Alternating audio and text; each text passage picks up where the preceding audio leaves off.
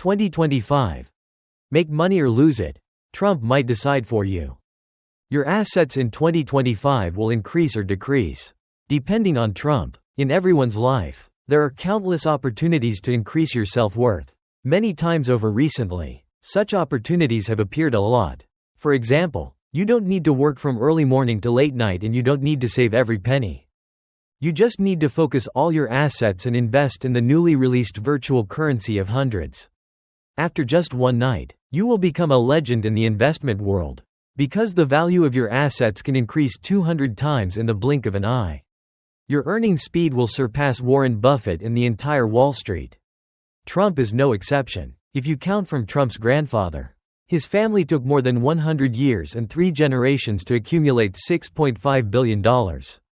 But in just one day, Trump earned $30 billion thanks to this virtual currency. Back to the main issue today. I want to share about 4 big things that Trump will definitely do when he takes power. If one or two of these things are related to you, your assets are also likely to double or more. Dear fortune. Ladies and gentlemen, why do Americans not choose the current President Biden and do not favor Vice President Kamala Harris, but bring back a businessman like Trump? It is simply because they hope Trump will apply the way of operating a business to manage the United States, turning the United States into a company that attracts global investment. To achieve that goal, Trump and businessmen both understand that the important thing is to increase income, reduce spending, increase assets, and reduce bad debts. That is the reason Trump applies global sanctions to prioritize the interests of the United States. In the past, every time there was a war in the Middle East, the United States had to send troops. When Japan, Germany, or South Korea felt unsafe, the United States had to station troops to protect it. For 10 years, the United States has spent tens of thousands of billions of dollars on military service. In Afghanistan alone, it was $2.000 billion. These huge expenses are part of the reason why the United States currently owes more than $30.000 billion. So Trump decided that if other countries do not increase military spending or pay for protection, the US will withdraw troops from countries like Germany, South Korea, and even leave NATO. Previously, the US could sell bonds to spend money. But now US bonds are hard to sell and countries do not want to lend more to the US. So Trump had to cut costs abroad, which means other countries will have to spend more to maintain the presence of the US military. In addition, Trump also increased global tariffs. He asked countries that sell to the US to share a portion of the profits, considering it a way to increase US income when US income increases and spending decreases. On the contrary, other countries will reduce income and increase spending. Trump's first strategy is to make other countries poorer. As for money, it flows into the US Treasury. As an investor, when you see the European or Japanese economies weakening, where will you invest? If you are a talented person who wants to migrate and see other countries increase taxes while the US reduces taxes, where will you choose to go? Your only choice will be America. This is just a superficial step. Like a company that may not be profitable or even lose money, its stock price can still grow, thanks to the right strategy. American stocks are constantly soaring, even the strongest growing stocks in the entire market. Why is that? Because American assets and liabilities are managed very beautifully. What does this mean? Trump does not just focus on income and spending, but the real goal is to optimize assets and minimize bad debts. In the process, there will be strong upward or downward trends. And what we need to do is grasp those trends. If you want to protect the assets you have worked hard to earn for many years and do not want to become a pawn or a sacrifice in this big game, you need to take action if you want your money to increase through these opportunities. Continue to follow my channel. I will bring you a lot of useful information in the future. If you are worried that after listening you will forget the content, leading to a waste of time, please like the video. This video will be saved to your playlist and you can come back anytime to follow the instructions. First of all, I want everyone to look at America as a big company from the perspective of a businessman under Biden. One of the main tasks is uncontrolled spending, leading to the current US Treasury only had $700 billion left when Trump took office. Every month, the amount of money that the US spent more than it earned, about $200 billion. This means that in less than half a year, the money in the Treasury will be exhausted. Trump has cooperated with Elon Musk to set up a department to cut government spending while increasing revenue through measures such as tax increases. But even if these measures are successful, they only help delay the time when the Treasury stops money for a few months. From 6 months to 9 months or 1 year. However, Trump needs to be president for 4 years. So these measures are not enough to solve the problem. The only solution, as mentioned in the previous video, is to ask for a cut in the Federal Reserve. Trump expands the balance sheet and prints more money to buy U.S. government bonds. But printing money will lead to the devaluation of the dollar, making investors more afraid to buy U.S. government bonds. So what should Trump do? Trump needs to increase assets and reduce bad debt so that people can trust in the stability of the U.S. At that time, even though the U.S. prints more money, there will still be people who want to use dollars and buy U.S. bonds. Trump's way of doing things is to acquire and import assets from other countries, which is equivalent to increasing the assets of U.S. companies. For example, Canada is always a place where many rich people want to immigrate. Canada has a large area, rich natural resources, free trade, easy immigration, and the border with the U.S. is hardly protected. Simply put, the U.S. can easily take over Canada. In fact, Canada is like a U.S. territory, only different in name. Because Canada has its own diplomacy and management, we can understand that the U.S. is a parent company and Canada is a subsidiary. Up to now, the subsidiary has always listened to the parent company. When Trump announced that he wanted to turn Canada into a state 51st of the U.S., that means the parent company wants to merge the subsidiary. The benefit of this is that the finances of both will be consolidated. Currently, the U.S. is blooming $36.000 billion, making many people worry that the U.S. cannot pay its debt. So they only buy short-term U.S. bonds, like 3 months or 6 months, but not long-term, 10-year bonds, even when the U.S. offers high interest rates. Trump wants to bring Canada into the U.S. system because Canada brings in trillions of dollars every year. In addition, Canada has many untapped resources. The U.S. can exploit and sell them whenever it needs money. Like an ATM. If there is a problem, the U.S. can use Canadian assets as collateral, thereby ensuring the ability to pay Bloom. This is Trump's global strategy, not only printing money, but also leveraging assets to create trust with investors. At the same time, when you lend me money, I can use that money to invest in Canadian resources. Similarly, Greenland is also a case like that. Not about to merge, but is to buy all of it. I will directly buy this Greenland company. Greenland owns many resources, such as gold, oil, natural gas and iron ore. These resources are conservatively estimated to be worth trillions of dollars. However, because Greenland is too cold, with dense ice and snow and sparse population, these resources are temporarily unexploitable. In other words, Greenland is like a company with very valuable assets. But currently these assets cannot be converted into cash and are still undervalued. That's okay, because with the current climate change situation, it only takes a few more years or a decade for the ice to melt and these resources will be released. This is like depositing long-term savings needing to wait 10 years to be able to withdraw money. If the U.S. buys Greenland, U.S. assets will increase by trillions of dollars.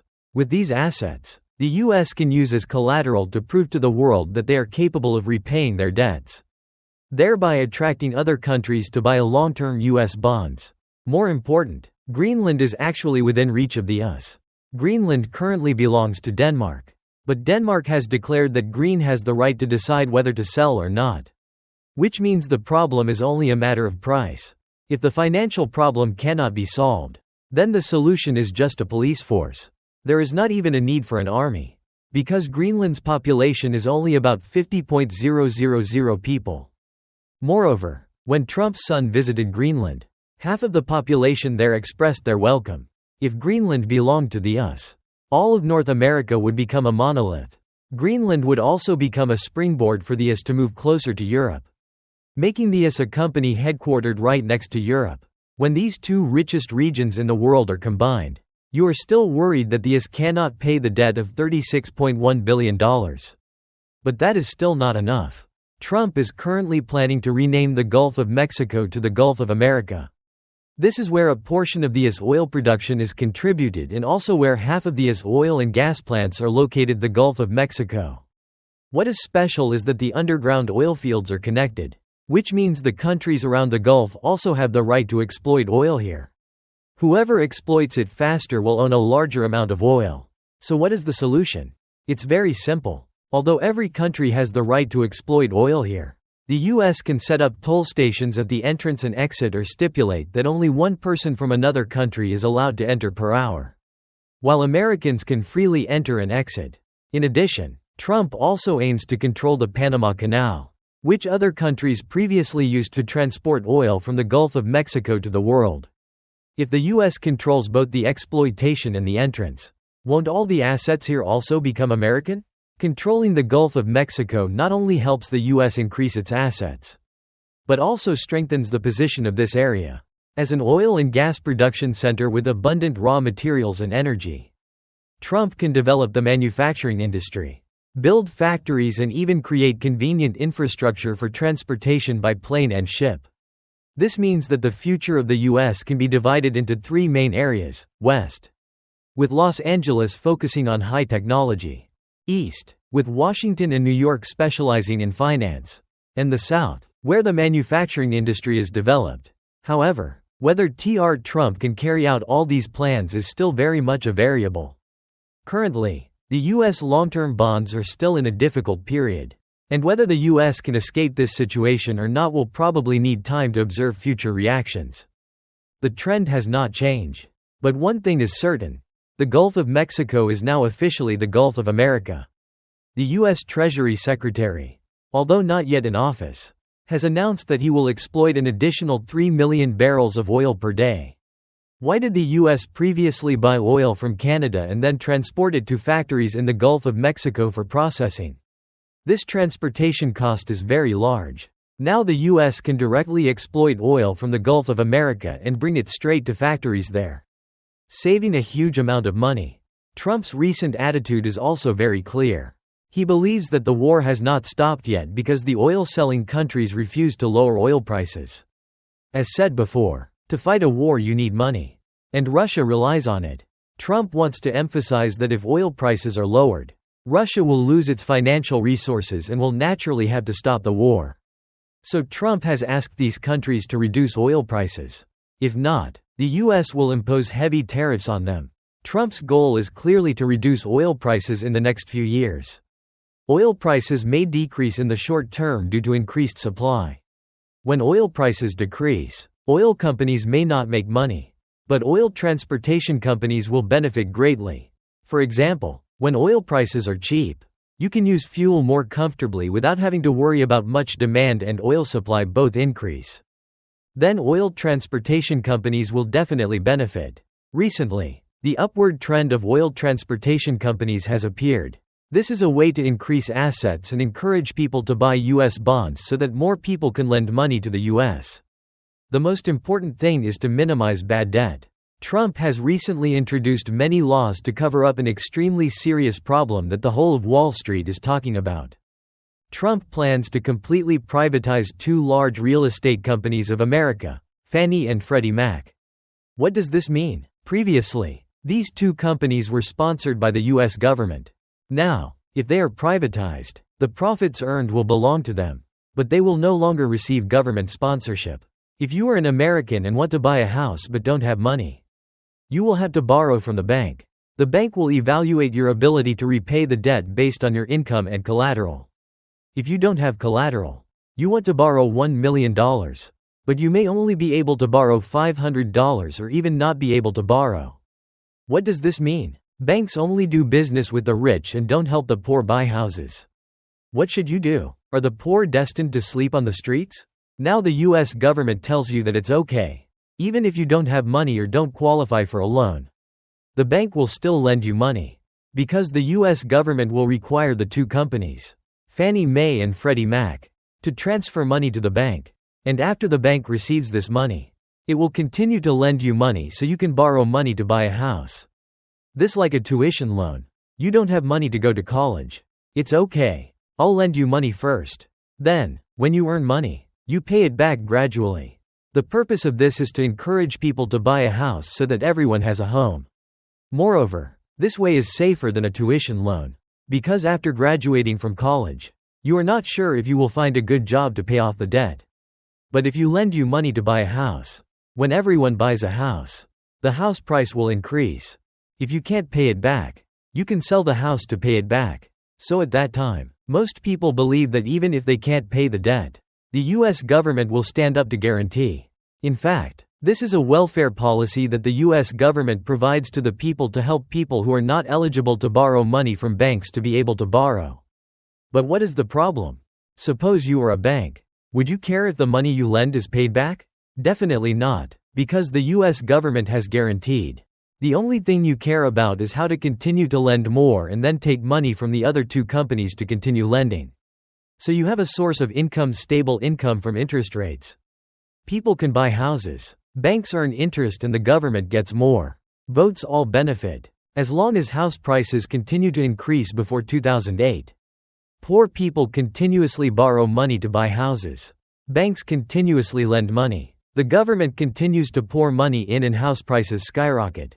But in 2008, when the Federal Reserve allowed to increase interest rates, home loan interest rates increased. Many poor people could no longer repay their debts. House prices dropped sharply and loans could not be recovered. The US government had to guarantee to compensate for the bank's losses. Otherwise, many banks would go bankrupt. At that time, Lehman Brothers was at risk of bankruptcy. But the US government did not save them and they actually went bankrupt. This led to the domino effect, causing a series of other businesses to collapse, leading to the current financial crisis. In 2008, after 4 years of increasing interest rates under Biden, 30-year home loan interest rates in the U.S. have increased from 3% to 7% and are still increasing. U.S. home prices are also increasing, meaning that this $1 million home has increased to $1,000. The cost of buying a home and the interest rate has increased significantly. Not only that, the commercial loan interest rate has also increased from 3% to 7%. From previous videos, I mentioned that the default rate on commercial real estate loans in the US is increasing almost to pre-2008 levels. This means that now the number of people borrowing money to buy commercial real estate and not being able to pay their debts is as high as the time of the Lehman Brothers collapse. If Trump actually privatizes the two Fannie Mae companies, and this means that the US government will no longer guarantee you when you can't pay it. That is no longer related to the government. The government will also not pump money into the banks anymore. Because the national budget is not enough to spend and even have to borrow new debt to pay off old debt. Stopping this guarantee not only helps the government save costs, but also reduces bad debt. Because if the real estate market collapses and the government has to stand up to guarantee, the US will have to issue more bonds to borrow more money. Every business has bloom, but to evaluate a good or bad business, you have to see if the debt is good or bad. Good debt is when you borrow $1 million and use that money to earn $2 million with an interest rate of only 2%. But if you borrow $1 million not to earn money but to pay employees to cover project losses or buy luxury cars, then that is bad debt. Buying luxury goods just to show off, those are bad debts. So if Trump really privatizes these two large real estate companies and no longer guarantees, will the current 7% home loan interest rate increase more? Previously, when the government committed to guarantee, the interest rate was up to 7%. Now there is no guarantee.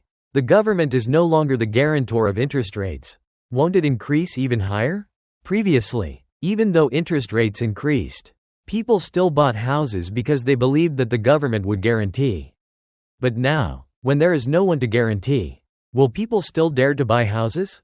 As mentioned in previous videos, currently in the US, many shops and offices cannot be rented. If initially you borrowed money to invest income from renting, but now you cannot recover the capital and cannot pay it back. You only have two options. Either sell the house to pay it back or directly not pay the debt anymore. This makes buying a house less attractive and even more people will sell their houses. As a result, U.S. housing prices are facing the risk of a bubble and collapse. In recent years, many banks have bought a large amount of U.S. Treasury bonds. When the price of these bonds plummeted, many banks went bankrupt. If you add to that people who borrowed money to buy houses and could not pay it back and the government did not guarantee it, what will be the result?